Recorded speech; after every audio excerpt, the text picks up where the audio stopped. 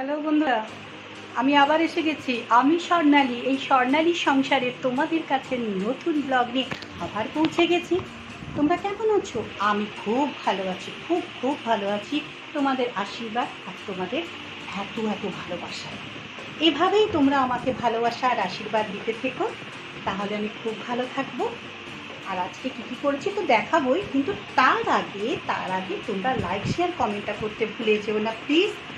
আর সাবস্ক্রাইবটা আমার চ্যানেল যারা যারা করে এখনও উঠতে পারোনি বা করোনি, তারা করে দিও প্লিজ। আমার সাথে থেকো, পাশে থেকো। যারা ভালোবাসার আশীর্বাদ দিচ্ছ তারা তো ভরে ভরেই দেবে, আমি তো সেটা চাই। আর যারা দিচ্ছ না তারা প্লিজ দিয়ে দিও আমাকে ভালোবাসা আশীর্বাদ।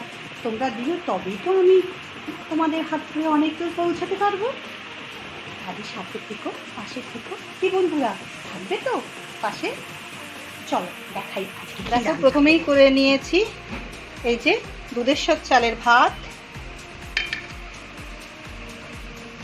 আর সকালে একটু জলখাবারের ডালিয়া বানিয়েছিলাম, ওরা খেয়েছে।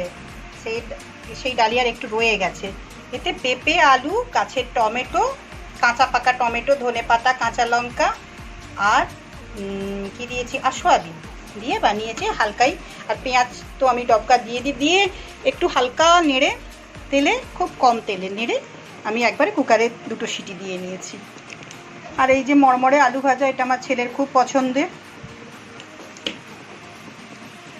আর আছে এটা কালকের একটুখানি দই কাতলা আছে, এটা আমরা 4 জনে ভাগাভাগি করে খেয়ে নেব।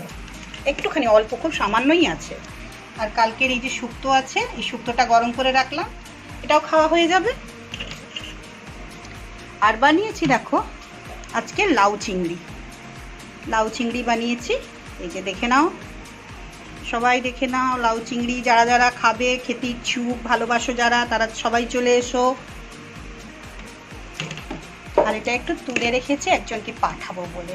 তোমাদেরকে তো বারবারই বলি এখানে একটু দেওয়া নেওয়া আমাদের এখানে আছে। এই দেখো, প্রত্যেক দিনই প্রায় কেউ না কেউ, কাউকে না কাউকে আমি দিই। আর এটা একটু হালকা ভেজেই চিংড়ি মাছটা রেখে দিয়েছি, এটা আরেকদিন হয়ে যাবে।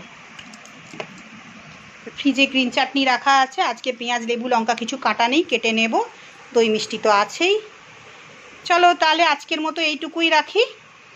তোমরা তাহলে লাইক শেয়ার কমেন্ট করতে ভুলো না, আর সাবস্ক্রাইবটা করে নিও প্লিজ যারা এখনও করোনি। সাথে থেকো, পাশে থেকো। তাহলে আজকের মতো, এখনকার মতো রাখি। টাটা।